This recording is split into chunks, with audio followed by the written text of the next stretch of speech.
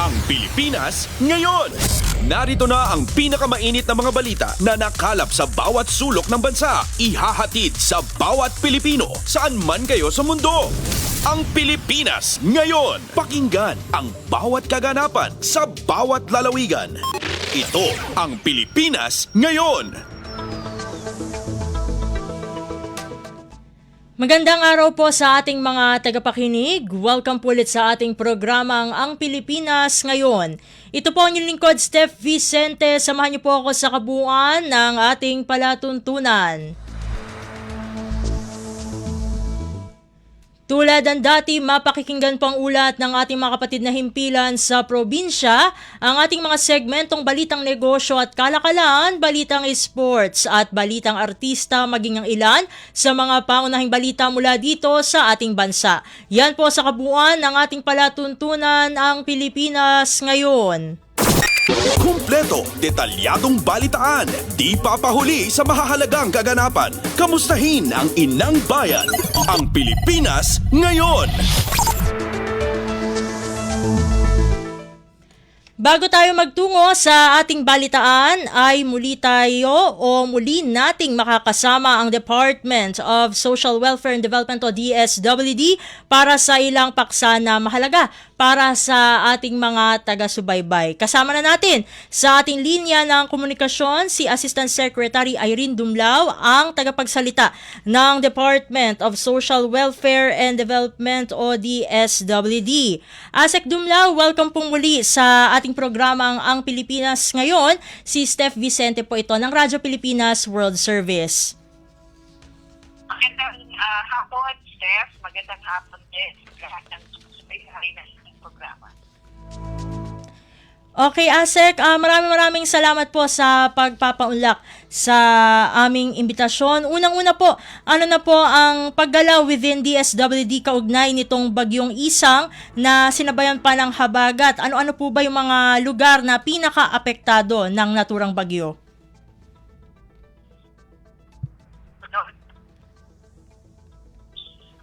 Akin po natin ang mga kababayan natin ng alas na matiyak din na walang pamilyang Pilipino ang magugutom sa panahon po ng mga bagyo. Ang Department of Social Welfare and Development ay nakapagpahalit ng tulong sa mga naapektuhan ng habagat at ng tropical storm sa Isang.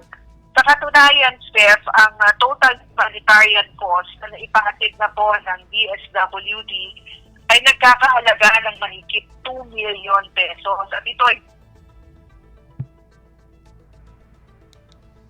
Go ahead lang po, Asek. napakatiran po natin ng tulong.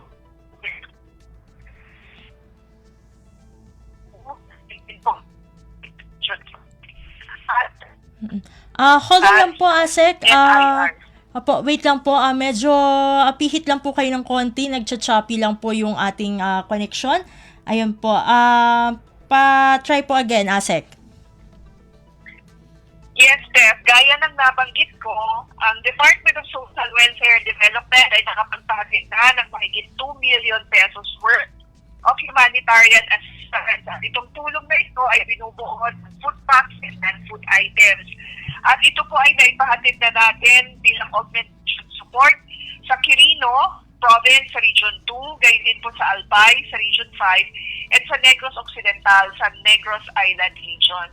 So yan po yung ating po pangatiran na ng tulong at nagpapatuloy naman po ang DSWD sa pakikipag-ugnayan sa mga local government units para matiyak na yung pangangailangan ng kababayan nating naapektuhan ay ating pong maipapahatid.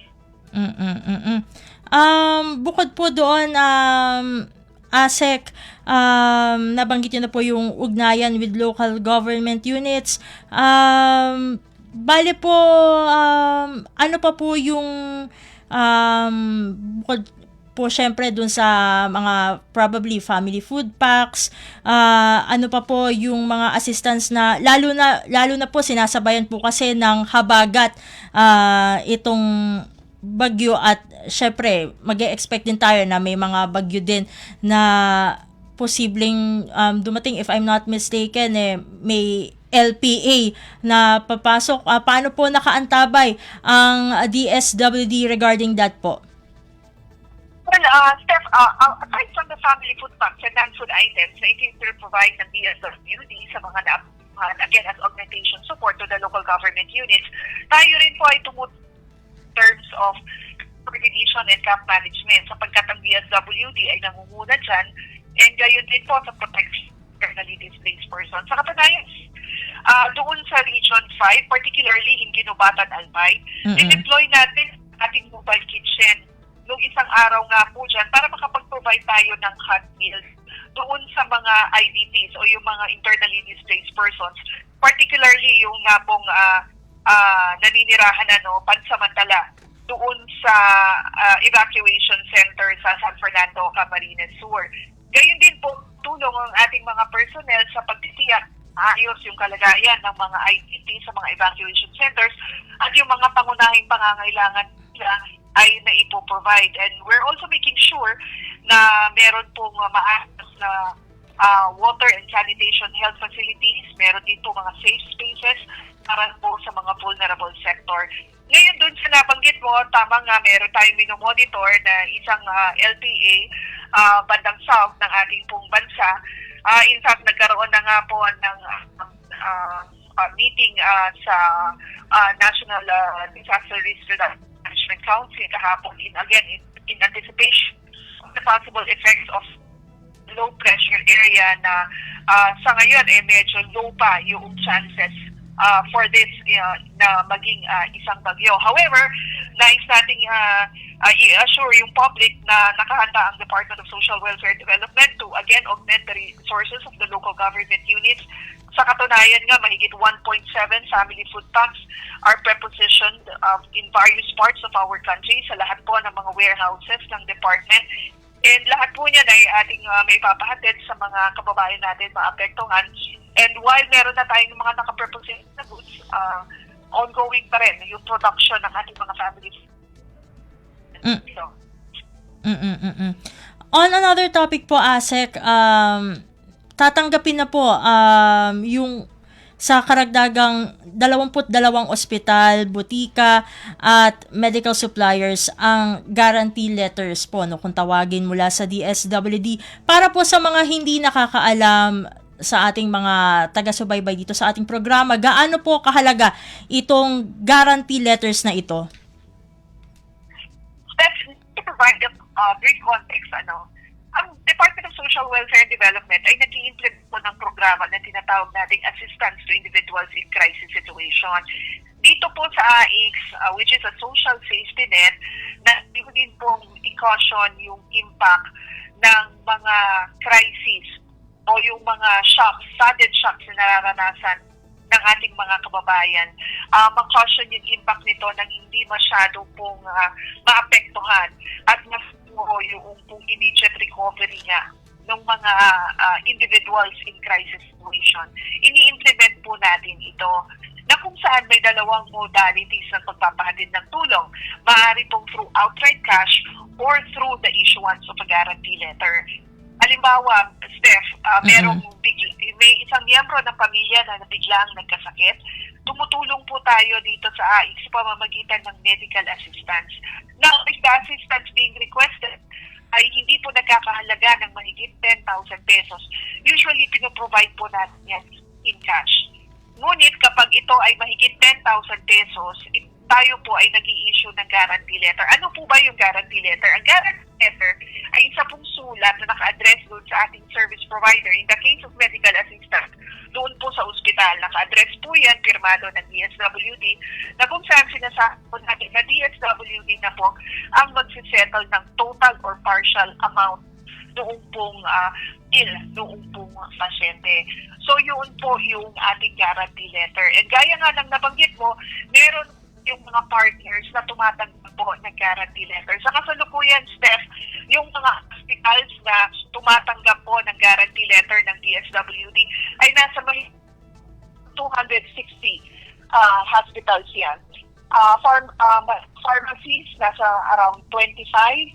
Therapy centers, mga around 12 po. Mga implant service providers, mga nagbibigay ng mga prosthetics, nasa close to 50 service providers po yan. And other partners of the DSW, more than 40. So yan pa lahat yung ating mga partners, service providers, na tumatanggap po ng guarantee letter from the DSWD. Again, ang layunin nito, Steph, kung bakit tayo nakikipag-partner sa mga iba't ibang service providers ay una, mailapit yung serbisyo ng ating pamahalaan sa mga kababayan natin na lubos na nangangailangan. At pangalawa, tiyakin na magiging maayos at mabilis yung pagpapahatid po ng tulong sa kanila. Ito naman po ang next question po natin. Ayun, naputol yung ating call with ASEC. Sandali lamang po at i-establish lang po natin ang ating call para maitanong po natin yung ating next question po dahil mahalaga rin po ito para sa ating mga taga-subaybay. Ayan, hold on lang tayo. Ayun, ASEC. Ayun, ASEC, ayun, naputol po tayo. Pero ito na po yung next question po namin para sa inyo. Kasi nakita po namin sa pamagitan po ng Pamilya sa Bagong Pilipinas Program Highlights sa FB page po mismo ng DSWD ang patungkol sa Counseling Services for Rehabilitation of Perpetrators of Domestic Violence o CSR PDV. Ano po ba itong programa na ito at ano po ang layunin nito? Yes, Steph, tama ka dyan sa nabanggit mo. Alam niyo po, hindi lamang po yung mga victims o yung mga victim survivors ang ina-assess ng DSWD, but gayon din po yung mga perpetrators. Kasi tinitiyak natin na magkaroon ng holistic approach para sa prevention, sa response, at reintegration nga po ng mga individual na naging naabuso o nagkaroon ng hindi maganda o kanais-nais nga na experience. Now, ang ginagawa natin, tama nga yung nabanggit mo, meron tayong counseling services for rehabilitation of perpetrators of domestic violence. Actually, ito, Steph, community-based intervention ito na ang layunin ay i-rehabilitate yung mga kalalakihan na nakapag-commit ng domestic violence, yung pong nanakit ng asawa or yung pong ganyan, let me just cite that as an example. Now, ang programang ito, ang gusto po kasi natin ay maintindihan ng perpetrator kung ano yung root causes ng kanyang violent behavior. Kaya counseling ito. Pangalawa, mabago natin yung kanilang mga perspective, gayon din yung kanilang behavior para ma-prevent naman natin yung mga future acts of violence. And gayon din po, nagpo-provide rin tayo ng training para doon sa mga community program facilitators para magabayan din sila and ma-equip them with the necessary knowledge and skills para ma-rehabilitate yung pong mga perpetrators. Actually, itong CSR PDV, Steph, specifically designed ito para sa mga kalalakihan na nakapag-commit nga ng acts of domestic violence but whose cases have not yet been filed in court. Naniniwala kasi tayo, Steph, na kapag natulungan natin sila, naintindihan nila kung ano ba yung mga nagawa nilang actions, and then magabayan sila para hindi na muling maulit ito, mas magiging maayos po yung ating pong mga tahanan, yung ating mga pamilya, and yung ating pong mga komunidad. So, ito po, again, layunin kasi natin na hindi lamang po matulungan yung mga victim survivors, but then again, makatulong din nga na ma-prevent. And of course, yung pong mga para doon naman sa mga nabiktima, masuportahan din yung healing process, pati yung pag-rebuild ng kanilang buhay and yung maayos na reintegration nga sa community. Kasi ang gusto natin, Steph, pati itong mga perpetrators, maging channel, maging agents of change din natin eventually, na sila yung magiging katuwang natin na ipaalam sa publiko na kung ano yung mga hindi dapat na kinocommit, lalo-lalo na ng lalaki, ng partner sa kanyang pamilya. and maging bahagi nga po na sila doon sa pag-i-improve ng komunidad at maiwasan ang any cases ng pang-abuso. Nakita rin po namin dun sa post na may mga pilot areas po pala para sa inisyatibang ito. Kabilang na po dyan yung Region 5, Region 8 at Region 10. Dito lang po ba gagawin kumbaga ito po ba yung mga pilot areas para sa CSRPDB o gagawin pa po ito sa iba pang bahagi ng bansa? Tama ka sa nabanggit mo, Stefano. Meron tayo mga natukoy na mga pilot implementation areas. Dito po muna tayo mag-uumpisa habang inaaral nga natin kung paano pa mas mapapalawig at mas magiging maayos yung implementasyon nito. That's the reason why we have pilot implementation areas. And from there, titignan natin kung paano nag-run, paano nakatulong, paano nakapag-prevent ng domestic violence. Ito pong isinagawa natin na counseling and capacity building para nga sa mga kababayan natin na nakakommit nga po ng violence. So, once we have reviewed yung pong naging resulta ng ating pilot implementation, then that will be the basis of the department naman po to scale up its implementation. At bago ko po kayo pakawalan, ASEC, meron na lang po ba kayong panghuling mensahe para sa ating mga tagapakinig, particular po regarding po sa mga activities po ng ating kagawaran?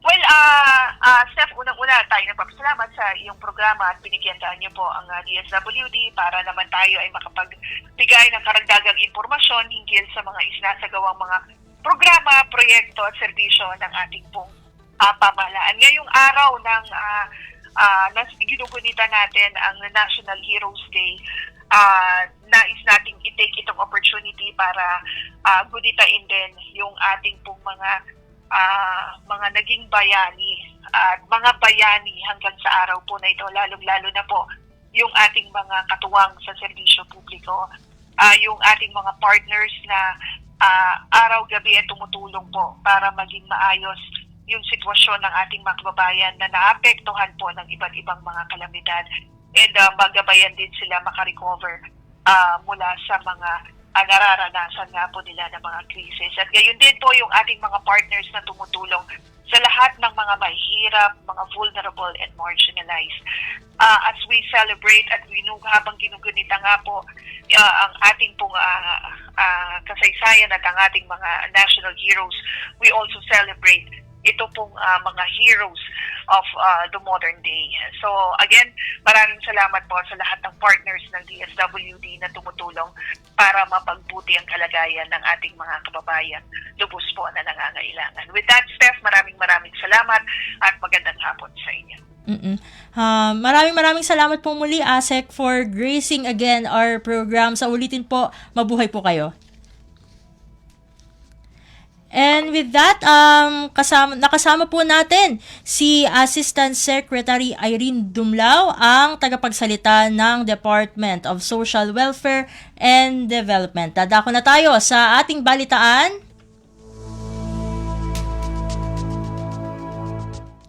Sa mahalagang balita, isa ng ganap na batas ang Konektadong Pinoy Bill, makaraan itong mag-lapse into law.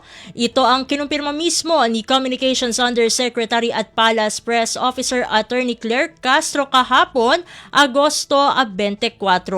Ang Konektadong Pinoy Act ay tinuturing na isang policy reform na layong ibaba sa underserved barangays ang internet services. Layon ng batas na ito na pabilisin ang proseso ng pagbibigay lisensya, pagsusulong ng infrastructure sharing at pagpayag sa mga bago at small players na mag-invest sa data transmission infrastructure na hindi na nangangailangan ng legislative license. Pasada ng mga balita mula sa Pilipinas para sa mga Pilipino saan man sa mundo. Ang Pilipinas Ngayon. Samantala, universal maasahan at abot kayang internet para sa mga Pilipino abot tanaw na sa ilalim ng naisabatas na Konektadong Pinoy Act ayon sa Department of Information and Communications Technology o DICT. Ang detalye ng balita ihahatid sa atin ni Mary Ann Bastasa.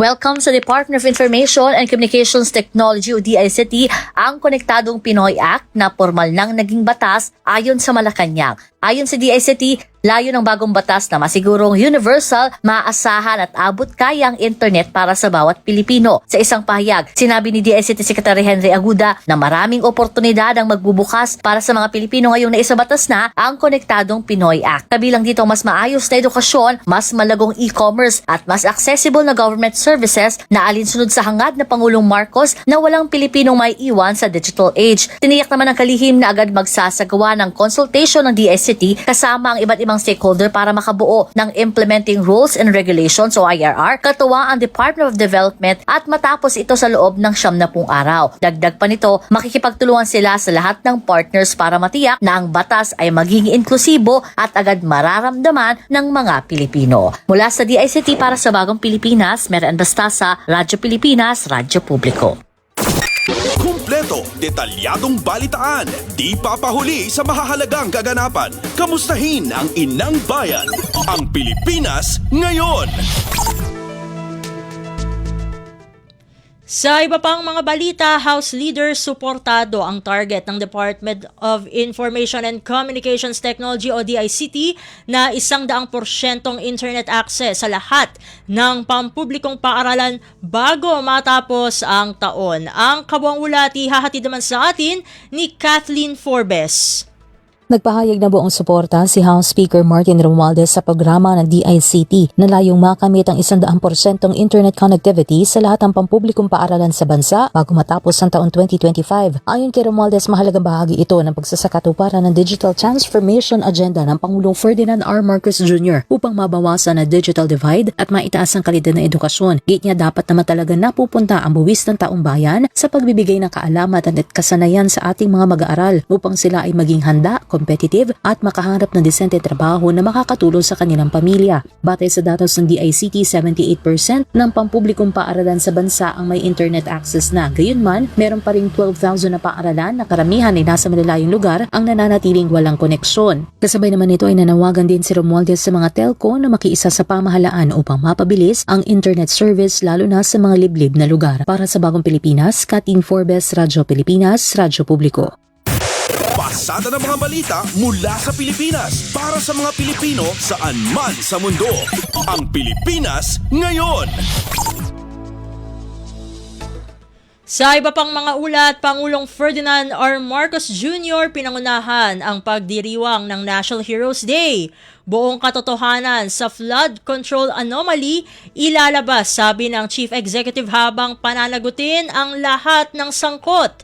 Narito si Alvin Baltazar para sa balita. Pinangunahan ni Pangulong Ferdinand R. Marcos Jr. ang pagdiriwang ng National Heroes Day kung saan ay hindi lamang sumentro sa pagkilala sa mga bayani ang naging mensahe ng punong ekutibo. Naging focus din ng talumpati ng Pangulo ang tungkol sa nadiskubre at nadidiskubre pang anomalya sa flood projects. Ayon sa Pangulo, papananagutin ang lahat ng sangkot sa anomalya at katiwalayan habang lalabasan niya nila ang buong katotohanan ukol dito. Paniniguro ni Pangulong Marcos, hindi na mauulit ang kawalan ng respeto at kawalan ng malasakit sa taong bayan na ginawa ng mga nasa likod ng malawakang irregularidad na isang kahayagan niya ng pang-aabuso sa tungkulin. Pagbibigay din ng Chief Executive, hindi lamang salapi ang ninakaw ng mga nasa likod ng anomalya kundi pati na ang kalusugan, pangarap at kinabukasan ng mga susunod na henerasyon. Pakinggan natin si Pangulong Ferdinand R. Marcos Jr. Pananagot din namin ang lahat ng sangkot sa anomalya at katiwalian. Ilalabas natin ang buo at pawang katotohanan at titiyakin natin hindi na mauulit ang kawalan ng respeto at malasakit sa taong bayan. Mula sa Palasyo ng Malacanang para sa Bagong Pilipinas, Alvin Baltazar, Radyo Pilipinas, Radyo Publiko. Kumpleto, detalyadong balitaan, di papahuli sa mahahalagang kaganapan. Kamustahin ang inang bayan, ang Pilipinas ngayon. Sa iba pang mga balita, useless o walang kwenta, ito ang nasabi ni Pangulong Ferdinand R. Marcos Jr. sa 264 na milyong pisong halaga na rockshed project sa Cannon Road sa Tuba, Benguet, isa na namang maanomalyang flood control related project. Isinumbong kasi sa Pangulo na ang naturang proyekto ay nasira at hindi nakatulong para mapigilan ang mga lupa at bato sa pagguho noong kasagsagan ng bagyong Emong. Dahil dito nasira ang rockshed structure at ang ilang bahagi ng Cannon Road kaya hindi ito nadaanan. Nang personal na inspeksyonin ni Pangulong Marcos, nakita niyang nasayang lamang ang perang inilaan para sa proyekto na nagkakahalaga ng nasa 260 million pesos. How can you tell me that it's not economic sabotage? Kinuha mo yung 260 million, wala kaming nakitang effect dun sa kanyang ginawa na kontrata, tapos para ayusin yung binigay ninyong problema sa amin, it will cost another 260 million, probably double 260 million, hanggang 500 million na yan. Kaya I don't blame anyone for being disappointed, frustrated, angry, and paying for blood. Si Pangulong Ferdinand R. Marcos Jr. Pasada ng mga balita mula sa Pilipinas para sa mga Pilipino saan man sa mundo. Ang Pilipinas ngayon. Sa iba pang mga ulat, ipinangako ni Pangulong Ferdinand R. Marcos Jr. na lilinisin niya ang korupsyon sa public works projects. Ayon kay Pangulong Marcos, hindi problema sa infrastruktura kundi apektado rin dito ang ekonomiya lalo na ang mga ordinaryong Pilipino. Aniya, hindi siya alis sa pwesto hanggang hindi ito naayos. Pahayag ito ng Pangulo nang makita niya ang nabigong multi-million peso rockshed at rock netting projects sa Cannon Road sa Barangay Camp 4. Aniya, sa pag-repair ng nasirang 264 million peso rockshed project, 35% na rito ang lugi sa ekonomiya. Those are the things that we have to correct. But over the years, these abuses only came about kasi pinapalitan ang sistema. And dinadaya lang talaga. Si Pangulong Ferdinand R. Marcos Jr. Kumpleto, detalyadong balitaan, di papahuli sa mahahalagang kaganapan. Kamustahin ang inang bayan, ang Pilipinas ngayon. Samantala, nangako naman ng Department of Public Works and Highways o DPWH na pabibilisin ang trabaho sa mga proyekto sa kalsada sa kahabaan ng 3 pangunahing seksyon ng Manila North Road o MacArthur Highway sa Bulacan.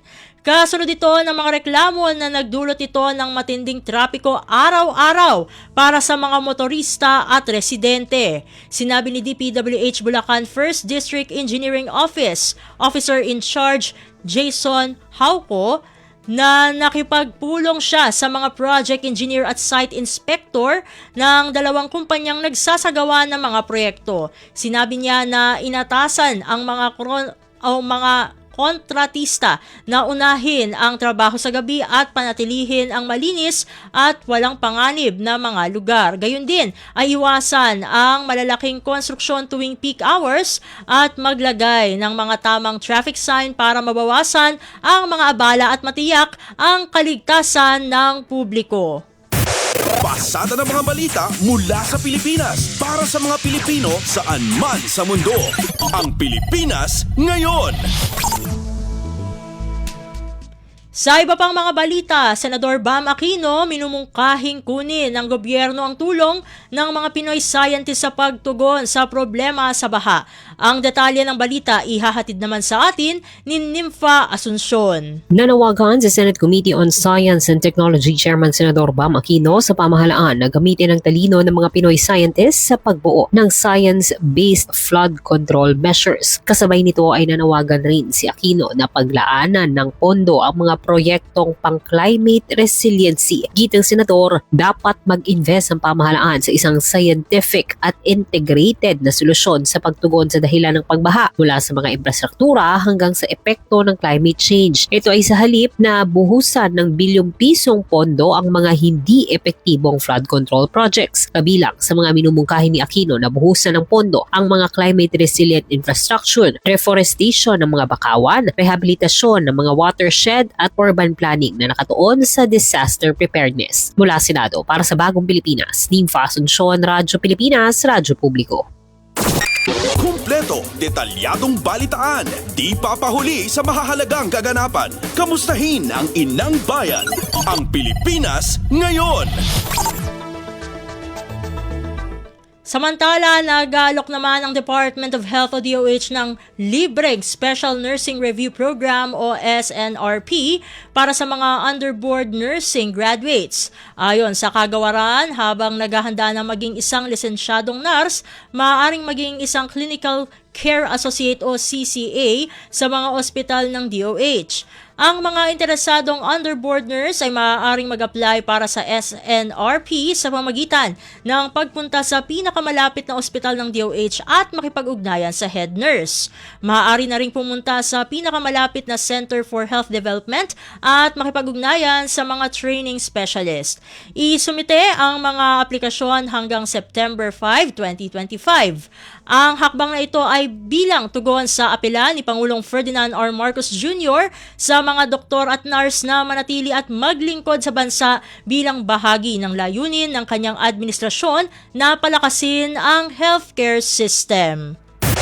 Pasada ng mga balita mula sa Pilipinas para sa mga Pilipino saan man sa mundo. Ang Pilipinas ngayon. Sa iba pang mga balita, patuloy ang pag-aalay ng National Irrigation Administration o NIA sa mga grupo o kooperatiba ng mga magsasaka para sa pagpapalakas ng produksyon at kita ng mga ito. Sa panayam ng Radyo Pilipinas, sinabi ni NIA Administrator Engineer Eddie Guillen na kanilang inaalalayan ang mga grupo ng magsasaka sa pamamagitan ng pagbibigay ng mga pasilidad na gagamitin mula sa pagsasaka hanggang sa pagproseso at pagbenta ng kanilang aning palay. Kabilang dito ang pamimigay ng mga solar-powered irrigation pump, rice processing system at mga farm equipment. Ito po yung kagustuhan kasi ng ating presidente na ma-empower itong ating mga farmers para po makapture nila yung whole value chain ng rice production. So, hindi ho sila dapat nagtitinda na ng palay, Dapat bigas ang benta nila.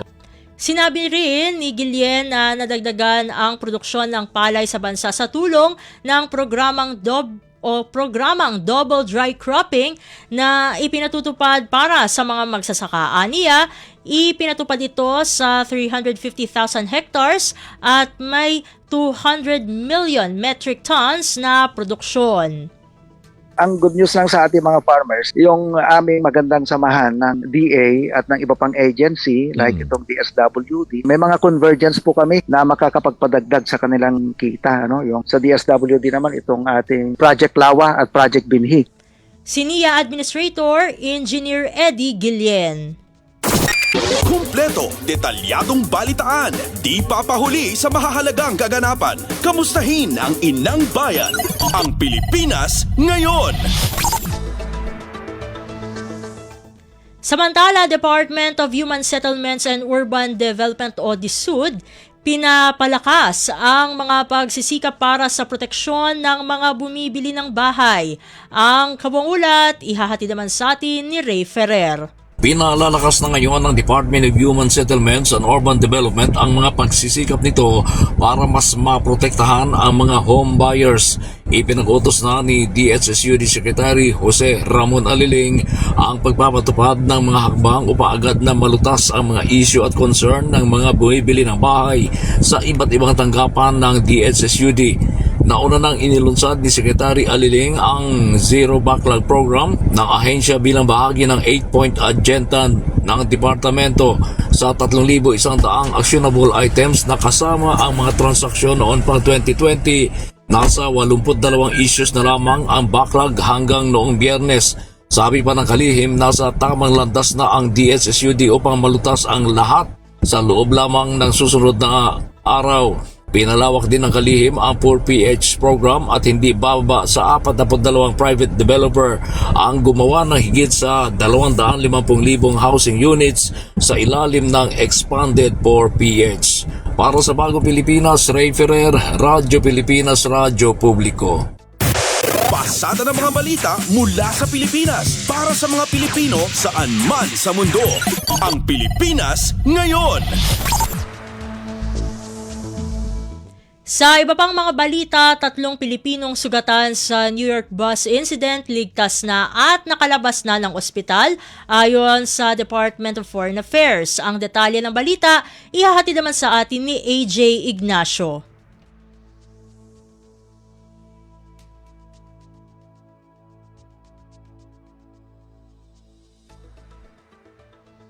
Ligtas na ang 3 Pilipino na napabilang sa New York bus incident kamakailan. Ayon sa Konsulado ng Pilipinas sa New York na nabigyan na ng kaukulang clearance na makalabas na ng ospital ang 3 Pilipino na nagtamo ng minor injuries dahil sa mga debris ng naturang insidente. Dagdag pa nga ng Konsulado na nabigyan na ng travel clearance na ang mga ito na makabiyahe at patuloy na tututukan ng Konsulado ng Pilipinas ang mga Pinoy wala ospital hanggang sa makabiyahe ang mga ito pabalik sa kanilang point of origin.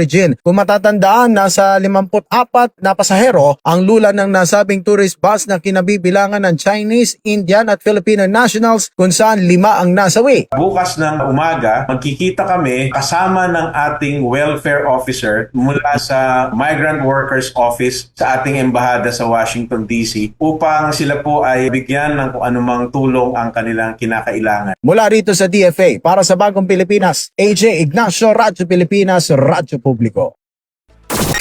Kumpleto, detalyadong balitaan, di papahuli sa mahahalagang kaganapan. Kamustahin ang inang bayan, ang Pilipinas ngayon. At iyan ang mga maiinit na balita para sa araw na ito. Samantala, ating antabayan ng mga ulat mula sa ating mga kapatid na himpilan sa probinsya para sa Regional News. Magbabalik ang ating programang Ang Pilipinas Ngayon makalipas ang ilang paalala. Hindi na lang sa sariling bayan na ipapamalas ang talento ng Pilipino. Dahil sa ASEAN, umaabot na sa iba't ibang panig ng rehiyon ang sining natin, kinikilala, pinapakinggan at hinahangaan. Alam mo ba, mas marami na ang Filipino artist na naipapakita ang kanilang obra sa buong Southeast Asia dahil sa ASEAN. I can't wait for ASEAN to create more programs that will encourage collaboration. I think what would be nice is meeting the past participants. ASEAN would be open to residencies not just for artists but also to writers, to art critics, to curators, to other cultural workers. Sa ASEAN Artist Residency Program, ilang Pilipino na ang napiling lumikha ng sining sa Jakarta, Indonesia at ang kanilang likha bahagi na ngayon ng permanent collection ng ASEAN Gallery.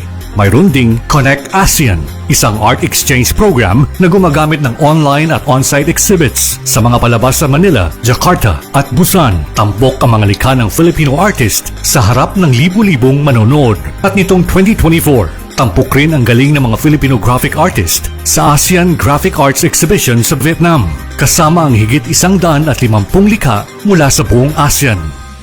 Pero higit pa sa pagpapamalas ng husay sa sining ang layunin ng ASEAN. Sa pamamagitan nito, nabubuo ang palitan ng kultura at ideya sa pagitan ng mga artist mula sa iba't ibang bansa. Mula rito'y sumisibol ang koneksyon, pagkakaibigan at mga obrang mas makabago, mas makulay at mas makahulugan. Dahil sa ASEAN, ang sining ng Pilipino ay hindi na lang para sa lokal na eksena. Ngayon, may entabladong regional, mas malawak, mas makulay, at mas kinikilala. Balita mula sa lalawigan sa bawat rehiyon ng ating bayan. Dito sa Ang Pilipinas Ngayon. Nagbabalik na po ang ating programang Ang Pilipinas Ngayon at narito na po ang bugso ng ating mga regional news. Dumako muna tayo sa rehiyon ng Luzon. Interdiction operations ng PIDEA Region 2 sa iba't ibang pasilidad sa Lamba, Cagayan, negatibo sa mga kontrabando.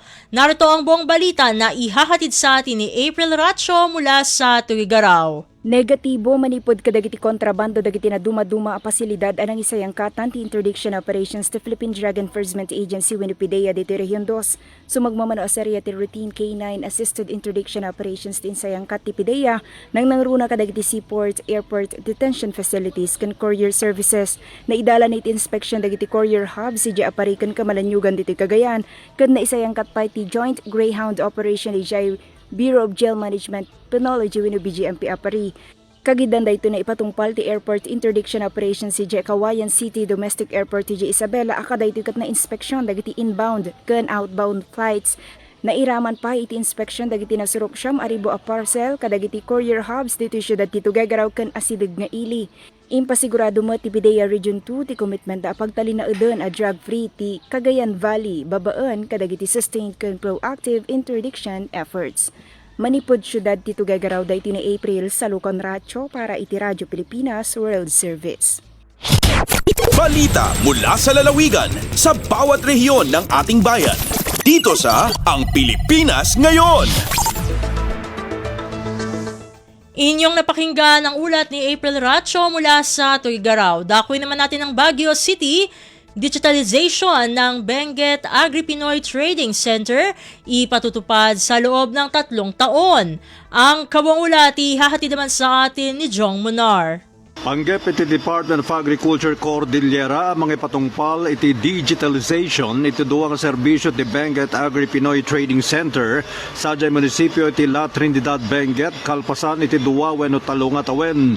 Itinangay nga press conference na kuna ni Leslie Deligen, Assistant Division Chief, Field Operations Division, iti DA Cordillera, duwa pa ilang nga serbisyo ti panggapda nga ma-digitalize.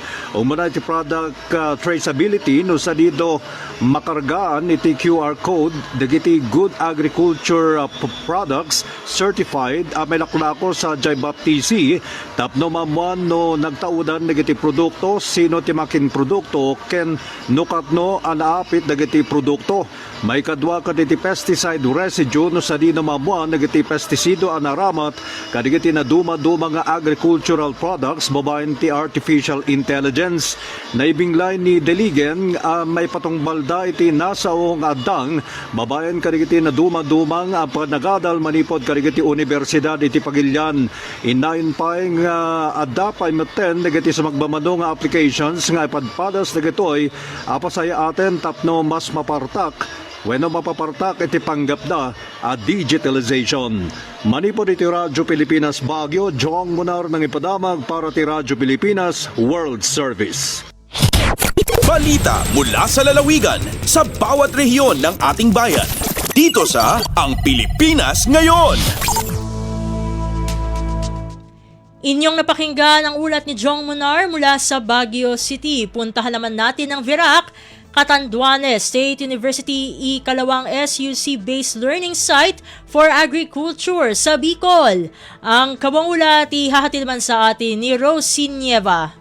Formal nang pigawad sa Catanduanes State University ang sertipikasyon como ikaduwang SUC-based Learning Site for Agriculture o LSA sa Bicol sa paagikan sa indang Technology Demonstration Site na inaapod na Abundant Sustainable Life Learning Site for Agriculture. Sigon ki Dr. Roberto Barba Jr., Vice President for Research, Extension and Production Affairs, kabali sa mga tampok kan sa indang LSA ang tissue culture kan abaka asin vertical crab farming na obhetong taonin mas dakulang oportunidad sa fiber industry asin agri-fishery sector. Pigtawan doon ni ATI Bicol Center Director Elsa Parot ang importansya kan malinaw na timeline sa mga proyekto asin inumaw ang katsu makalihis marealisar ang LSA sa laog nin 83 na aldaw. Pigmimirar ining importanteng lakdang para sa mas mauswag asin sustainableng buhay kan mga katandunganon asin kan bilog na Bicol Region. Gikan sa RP Virac, ako si Rosie Nieva para sa Radyo Pilipinas World Service. Balita mula sa lalawigan sa bawat rehiyon ng ating bayan. Dito sa Ang Pilipinas Ngayon. Inyong napakinggan ang ulat ni Rosie Nieva mula sa Virac. Dumako na tayo sa Kabisayaan. pinakaunang Cebu Youth Fair isinagawa ng Kapitolyo ng Cebu. Atin naman pakinggan ang balita ni Jessa Aguailanan mula sa Cebu. Dulan 200 ka mga batan-ong Sugbuanon ang nagtapok sa Kapitolyo sa Subo alang sa 11 Cebu Youth Fair Update Conversations. Kiniusa ka pa nagtigom sa mga sangguniang Kabataan Federation President, local youth development officers ug mga youth leaders gikan sa matag suok sa lalawigan sa Subo. Gihangop ni Cebu Governor Pamela Barecuatro ang panagtapok sa mga batan-ong Sugbuanon ato sa pagbukas niini. Matod sa inahan sa lalawigan, usa sa direksyon sa iyang administrasyon ang regular nga panagtigom sa mga kabataan aron mapaminaw ang ilang panahom. Takip sa mga namulong og bipaambit sa maong kalihukan sila si Cara Durano kinsa mo'y nisaysay sa importansya sa kumpiyansa sa kaugalingon, Alem Garcia kabahin sa responsabling paggamit sa social media ug artificial intelligence, AJ Durano kabahin sa patigayon, Dr. Nikki Catalan alang sa health and overall wellness ug Kevin Garcia alang sa pagpanalipod sa kalikupan. Laraw sa probinsyal na kagamhanan nga himuong regular ang susamang kalihukan aron mas mabansay ang mga kabataan sa laing-laing hisgutanan isip pag-umol sa mga umaabot nga magdumala sa Sugbo. Gikan sa RP1 Cebu, Jessa Aguailanan para sa Radyo Pilipinas World Service. Balita mula sa lalawigan sa bawat rehiyon ng ating bayan. Dito sa Ang Pilipinas Ngayon. Inyong napakinggan ang ulat ni Jessa Aguailanan mula sa Cebu. Puntahan naman natin ang Iloilo. Tree planting activity isasagawa sa pagdiriwang ng Dulungan Month sa lalawigan ng Antique. Ang detalye ng balita ihahatid sa atin ni Hope Torrechante. Magatakop sa isa ka tree planting activity sa Banwasang San Remeo ang selebrasyon sang Dulungan Month 2025 sa probinsya sang Antique. Sa eksklusibo nga interview sang Radyo Pilipinas kay Maria Vivian Marfil, hepe sa Antique Provincial Government Environment and Natural Resources Office, ginpahayag sini nga ang mga itanom nga kahoy mga fruit bearing bangod nagaserbe ang mga ini nga puluyan kag kuluhaan sang pagkaon sa mga pispis nga dulungan isa kasahi sang hornbill.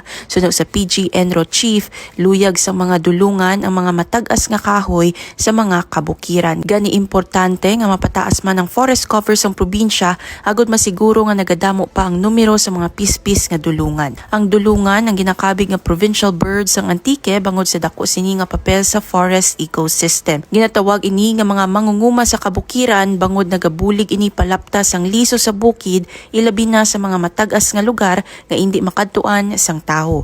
Kada Agosto kada tuig ginasaulog sang bilog nga probinsya ang Dulungan Month. Ini si Hope Torrechante para sa Radyo Pilipinas World Service. Balita mula sa lalawigan sa bawat rehiyon ng ating bayan. Dito sa Ang Pilipinas Ngayon. Inyong napakinggan ang ulat ni Hope Torrechante mula sa Iloilo. Dakoy naman natin ang rehiyon ng Mindanao, mga frontliner mula sa bus lines, airlines at hotels, isinailalim sa campaign seminar laban sa illegal recruitment at human trafficking. Narito si Maymay Benedicto para sa balita mula sa Davao. Nagpasiyog na ang Department of Migrant Workers Regional Office 11 og Anti-Illegal Recruitment ug Trafficking in Persons Campaign Seminar ni atong Biyernes sa NCCC Mall Buhangin ning syudad. In target niini ang mga frontliners sa bus line, airline ug hotel nga moalagad isip unang depensa batok sa mga sindikato sa illegal recruitment ug human trafficking. Ang maong aktibidad gipangunahan sa DMW 11 Migrant Workers Protection Division kung diin naa sa 70 ka mga representante gikan sa sektor sa transportasyon ug accommodation facility ang mitambong. Gilantaw sa DMW 11 ang maong seminar nga maghatag og lapad nga kahibalo ug pagpakabana sa mga bus dispatcher, airline staff ug hotel personnel aron nga mahimong mas mabinantayon ug andam nga mususi sa mga red flag indicators sa posibleng illegal recruitment. Kiniusab agig pagpahugot ug pagpalig-on sa referral mechanisms aron nga mas mapadali ang koordinasyon tali sa mga otoridad. Pinaagi sa partnership sa transportasyon ug hospitality sectors gitumong sa DMW 11 nga mas mapakusgan ang pagtinabangay sa tanan aron nga maprotektahan ang katungod, kaluwasan ug dignidad sa tanang Pilipino ilabi na ang mga overseas Filipino workers ug domestic travelers. Gikan sa Davao City, Maymay Benedicto para sa Radyo Pilipinas World Service.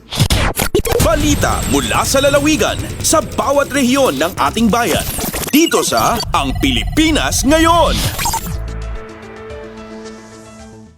Inyong napakinggan ang ulat ni Maymay Benedicto mula sa Davao. Puntahan naman natin ang Butuan. Mga pulis sa Agusan del Sur Police Provincial Office ibinida ang negatibong resulta sa isinagawang random drug test. Ang detalye ng balita ihahatid naman sa atin ni Jocelyn Morano. Mga personahe sa Agusan del Sur Provincial Police Office 100% drug-free. Kini ang resulta sa gipaygayon nga random drug testing sa Agusan del Sur Provincial Forensic Unit. Gipasigarbo ni Provincial Director Police Colonel Yaya Bustamante Yusuf nga tanang gipailawom sa drug test negatibo sa paggamit sa illegal nga droga.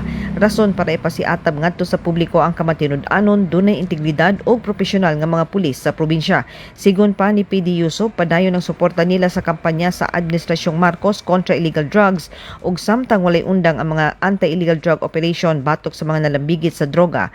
Nakasiguro karon ang katawhan nga ang tibuok pwersa sa pulis hinlo ug paniguradong wala gayud malambigit sa pagpayuhot o paggamit sa illegal nga droga. Usa kini ka pruweba nga pabiling uncompromised ang kapulisan sa Agusan del Sur samtang gipakusgan ang giyera kontra illegal drugs. Gipasalig ni PD Yusuf nga padayon nilang palig-unon ang internal cleansing ug external operations para maprotektahan ang komunidad ug kasuportahan ang kampanya alang sa usa ka drug-free nga nasod. Gikan sa RP Butuan, kini si Jocelyn Morano para sa Radyo Pilipinas World Service. Balita mula sa lalawigan sa bawat rehiyon ng ating bayan. Dito sa Ang Pilipinas Ngayon. Inyong napakinggan ang ulat ni Jocelyn Morano mula sa Butuan. Dumako naman tayo sa Marawi. Vice-Alkalde ng Munisipalidad ng Tamparan na halal na presidente ng Vice Mayor's League of the Philippines, Lanao del Sur Chapter. Narito si Malik Mambuhay para sa balita mula sa Marawi.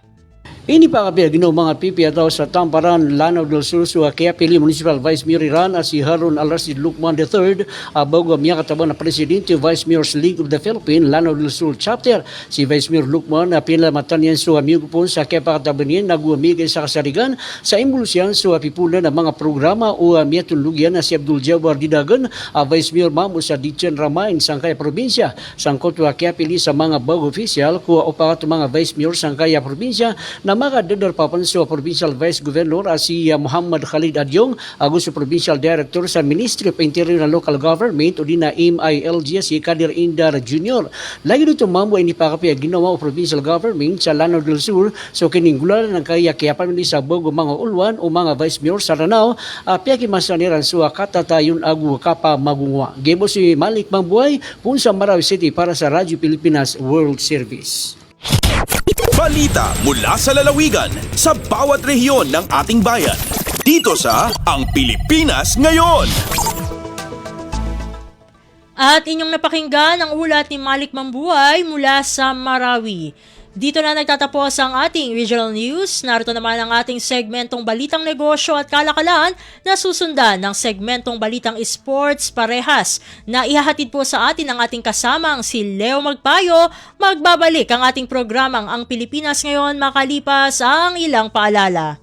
Mas pinadali na ang government transactions sa tulong ng eGovPH Super App. Pwedeng-pwede mo nang magawa ang lahat ng ito. I-download ang eGov app sa iyong smartphone o tablet mula sa App Store o Google Play Store. Pagkatapos, ilagay ang iyong mobile number at i-authenticate gamit ang one-time PIN o OTP para marehistro ang iyong account. Saka ilagay ang iyong mga pangunahing impormasyon at kumpletuhin ang facial recognition technology para sa verifikasyon ng iyong pagkakakilanlan. Para sa mas mabilis at mas maayos na serbisyong panggobyerno, gamitin na ang eGovPH Super App. Lagay ng ekonomiya, kalakalan, negosyo at iba pa. Atin ang alamin dito sa Ang Pilipinas Ngayon.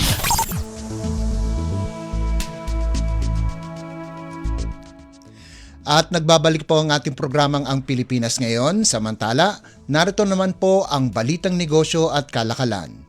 Sinabi ng University of Asia and the Pacific o UANP na ang paglago ng ekonomiya ng bansa ay umakyat sa ikatlong quarter ng taon kahit tumaas ang taripa mula sa Estados Unidos at katamtamang sama ng panahon. Sa huling ulat sa The Market Call, sinabi ng UANP na bibilis ang Gross Domestic Product o GDP expansion sa third quarter ng 5.8%. Kapag natupad ito, mas mabilis ito sa 5.2% noong kaparehong quarter ng taong 2024 at sa naitalang 5.5% sa second quarter ng taong kasalukuyan. Nasa tansya din ito ng gobyerno na 5.5% hanggang 6.5% ngayong taon. Lumamig ang inflation sa pinakamababang antas sa halos 6 na taon sa 0.9% nitong Hulyo kung saan patuloy ang pagluwag sa utilities at gasto sa pagkain. Dahil dito, bumaba sa 1.7% ang average sa unang 7 buwan ng taon na medyo mababa sa target ng Bangko Sentral ng Pilipinas o BSP na 2 hanggang 4%. Binabaan din ng BSP ang borrowing cost ng may kabuang 125 basis points simula ng linuwagan ito noong Agosto ng nakalipas na taon. Ang policy rate ngayon ay nasa 5.25%. Sinabi din ng UANP na ang antas ng dolyar ay posibleng gumalaw ng pababa o pataas depende sa rate cuts ng BSP at ng US Federal Reserve. Lagay ng ekonomiya, kalakalan, negosyo at iba pa. Atin ang alamin dito sa Ang Pilipinas Ngayon. Pinayagan ng Energy Regulatory Commission o ERC ang Manila Electric Company o Meralco na bumili ng 100 megawatts na baseload power supply mula sa coal-fired power plant unit ng Aboitiz Power Corporation. Sa isang desisyon noong Agosto 22, binigyan ng ERC ng interim relief ang Meralco at GN Power Dinginin Limited Company o GNPD para sa implementasyon ng kanilang Power Supply Agreement o PSA sa annual capacity rate na 17,228 pesos and 88 centavos. Ito ay katumbas ng 1 peso and 97 centavos kada kilowatt hour, subalit hindi kasama ang iba pang singil katulad ng gasto sa langis. Sinabi ng ERC na ang panukalang rates ay mas mababa sa nauna ng inaprubahan ng PSA rates para sa kaparehong power plant. Pagmamayari at pinapatakbo ng GNPD ang 1,336 megawatt coal-fired power plant sa Mariveles, Bataan. Lumabas na isa sa mga nanalong bidder ang power supplier sa competitive selection process o CSP na isinagawa ng Meralco noong Agosto 2024 na nagbibigay ng 100 megawatts mula sa required na contract capacity na 600 megawatts. Sakop ng PSA ang baseload requirements ng Meralco sa loob ng 15 taon simula Agosto 26. Inutos ng ERC ang GND o GNPD na magbigay ng replacement power sa lahat ng oras, pati na rin ang mga planned o forced outage ng planta. Lagay ng ekonomiya, kalakalan, negosyo at iba pa. Atin ang alamin dito sa Ang Pilipinas Ngayon.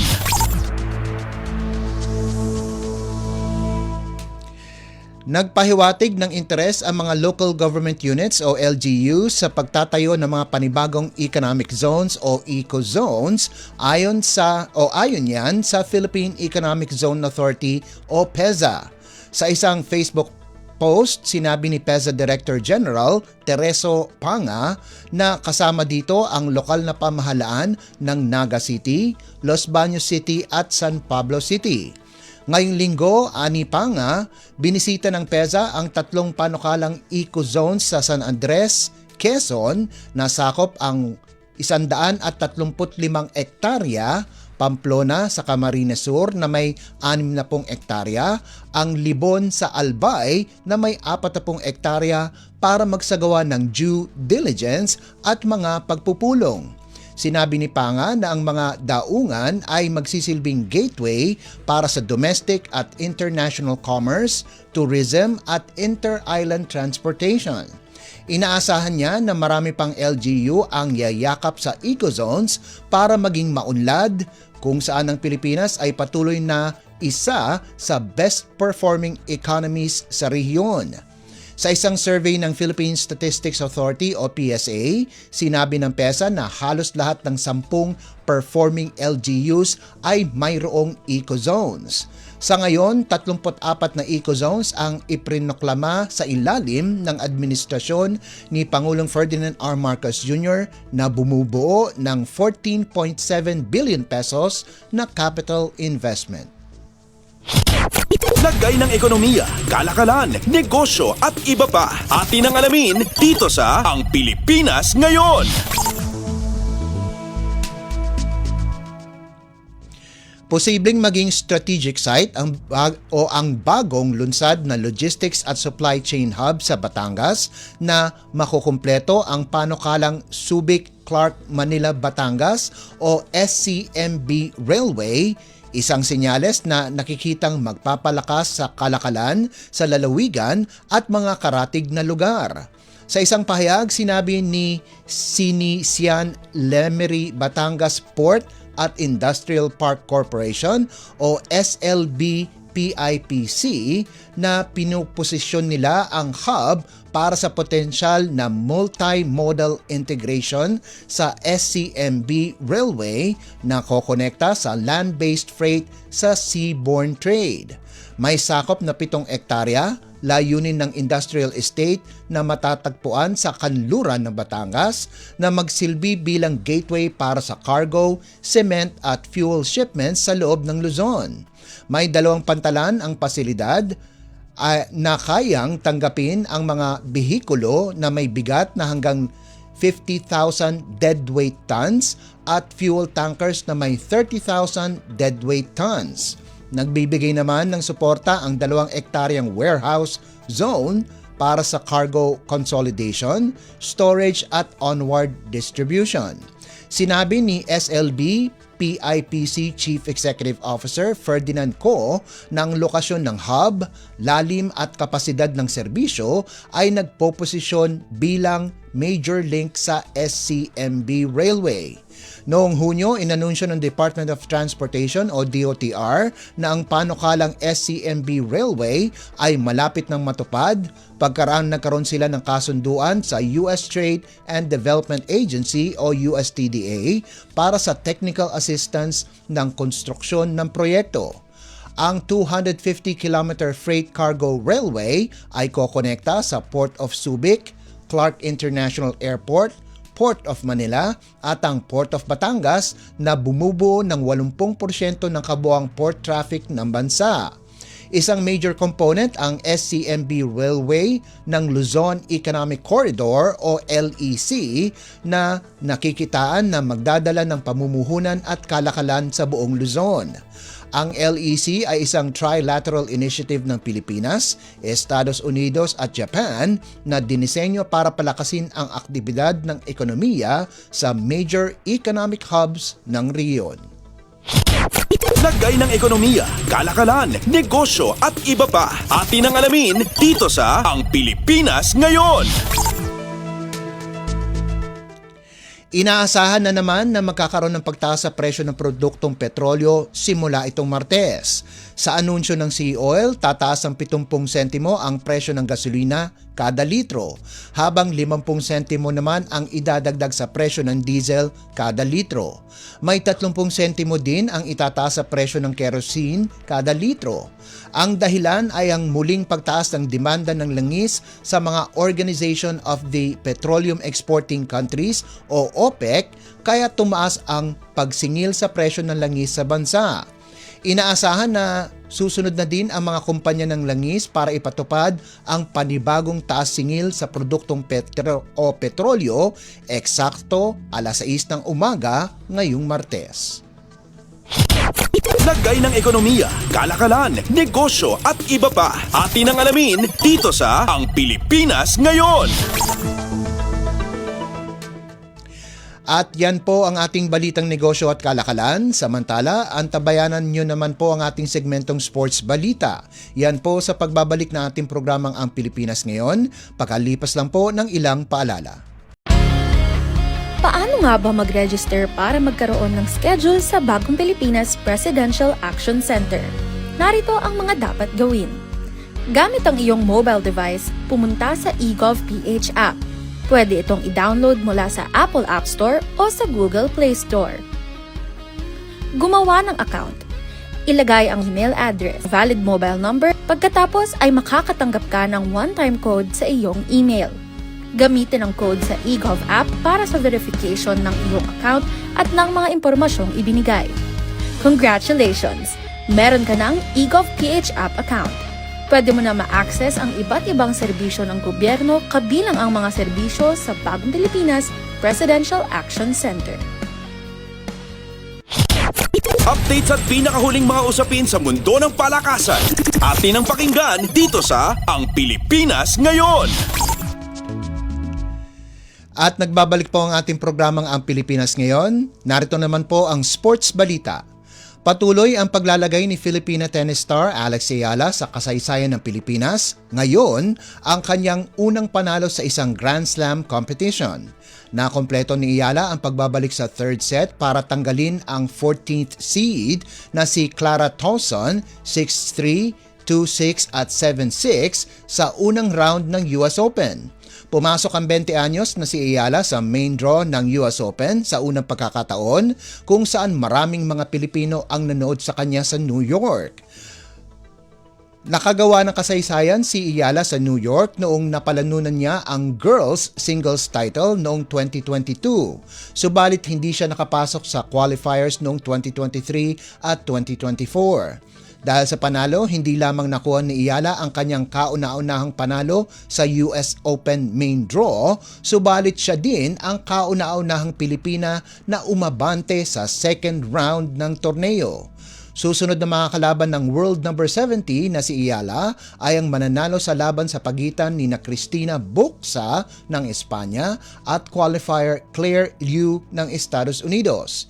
Hindi pa nakakatapat ni Ayala si Liu at natalo na niya si Bucsa isang beses na naglaro sila, subalit nagkatapat sila ay noon pang 2021. Updates at pinakahuling mga usapin sa mundo ng palakasan. Atin ang pakinggan dito sa Ang Pilipinas Ngayon.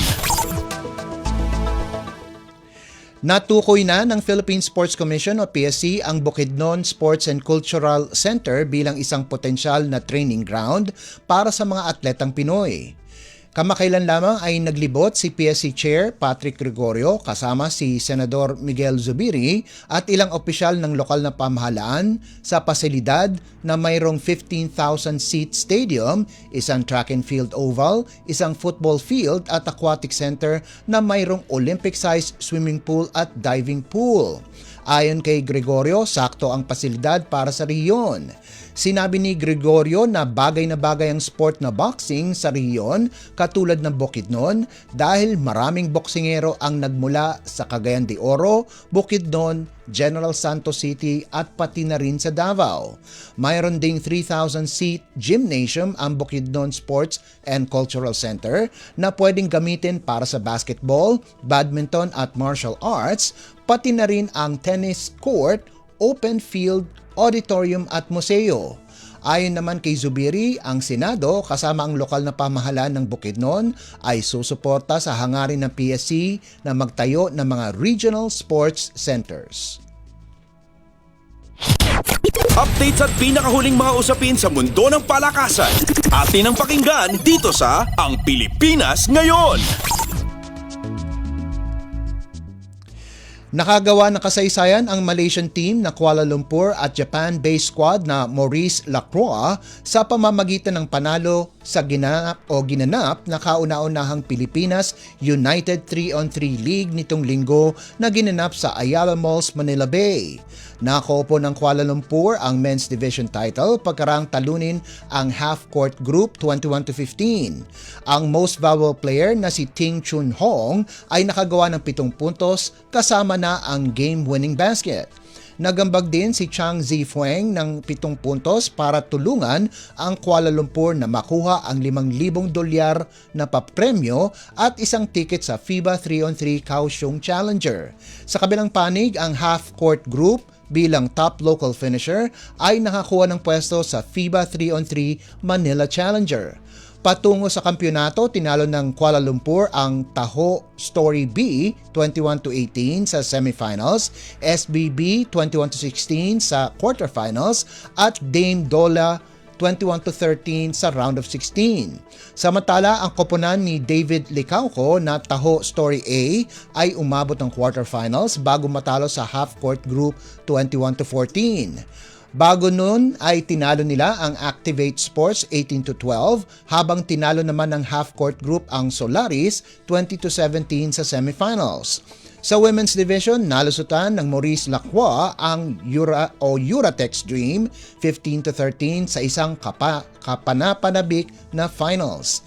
Pinangunahan ni Midori Murayama ang Maurice Lacroix sa nalikom nitong 5 puntos habang ang women's division most valuable player na si Naoko Honda ay sinelyuhan ang panalo para makuha ng koponan ang $3,000 na papremyo. Una nang tinalo ng Japan-based squad ang Gilas Pilipinas under 23 11-9 sa semifinals at jump shot 17-10 sa quarterfinals. Updates at pinakahuling mga usapin sa mundo ng palakasan. Atin ang pakinggan dito sa Ang Pilipinas Ngayon.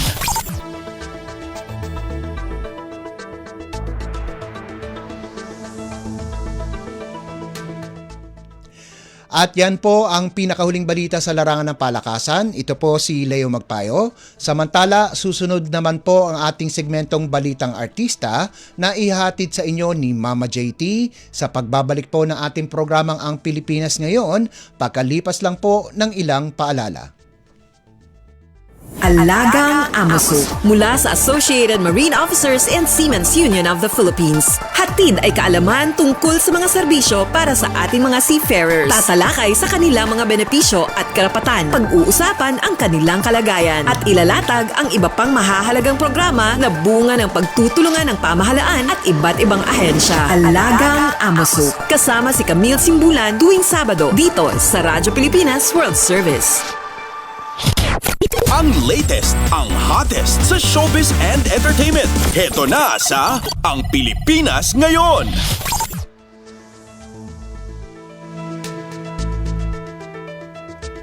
Nagbabalik po ang ating programang Ang Pilipinas Ngayon. At halu, magandang araw sa ating mga chismoso.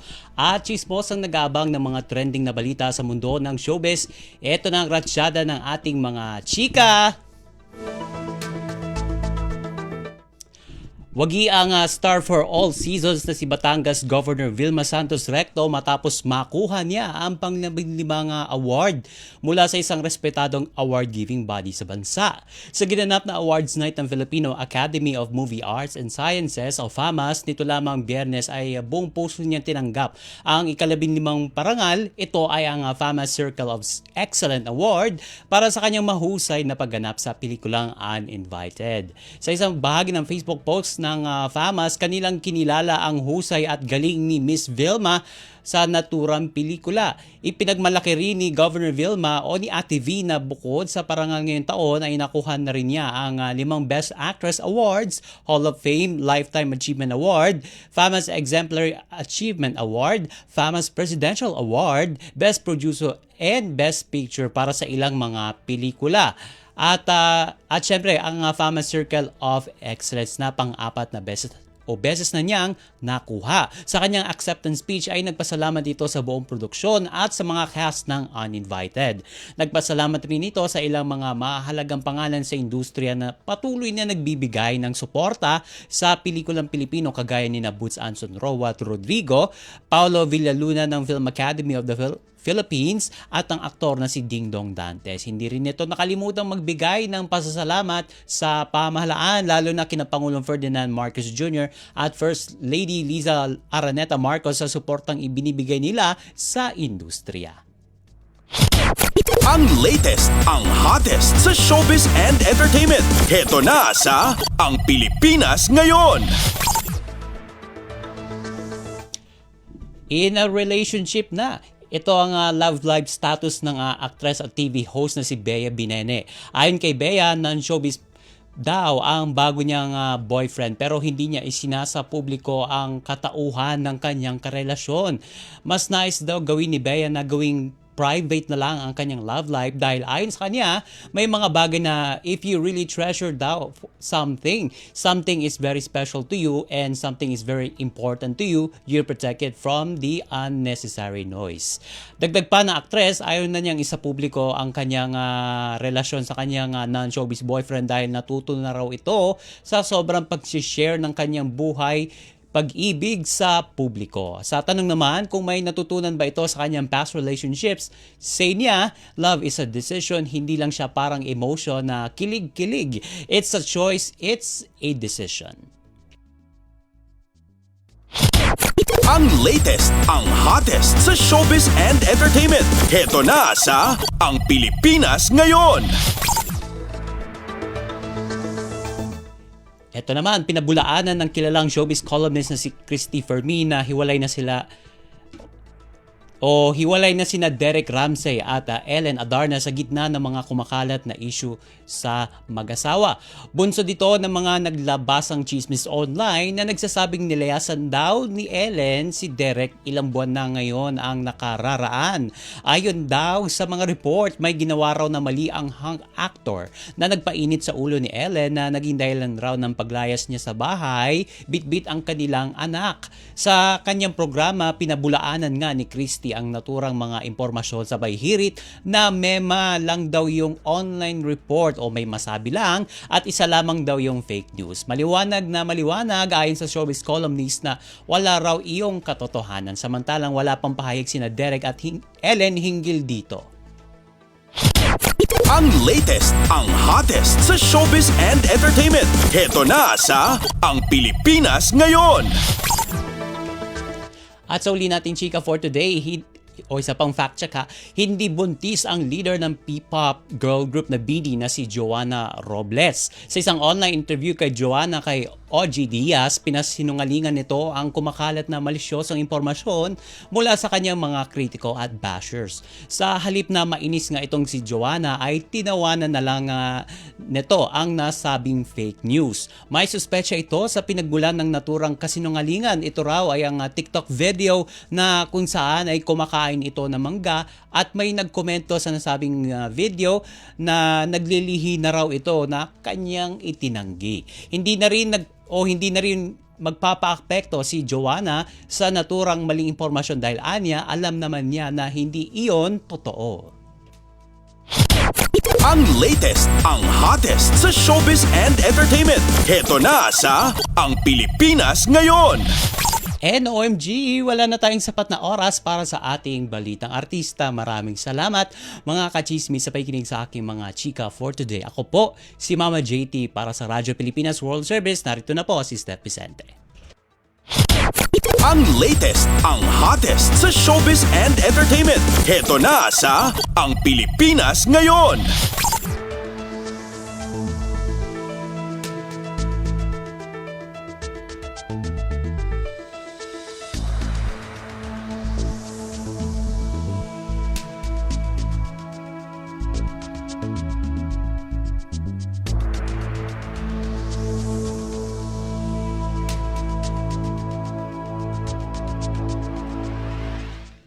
At inyo pong napakinggan ang ating segmentong Balitang Artista para sa araw na ito. Samantala, magpapasalamat na tayo sa ating mga nakasama sa studio na sina Milo Jonella, Susan Aison, Hiro Lucero, Justin Osias at Anthony Pimentel. Pinasasalamatan din natin ang ating executive producer para sa araw na ito na si Jerome Toledo. Salamat din sa mga naghatid ng mga ulat mula sa Kamaynilaan at mga probinsya, pati na rin ang naghatid sa atin ng mga segmentong Balitang Negosyo at Kalakalan at Balitang Sports na si Leo Magpayo, maging ang naghatid sa atin ng Balitang Artista na si Mama JT. At syempre, maraming salamat sa ating station manager na si Mr. Ray Sampang. Maraming salamat po hanggang sa susunod na edisyon ng ating palatuntunan.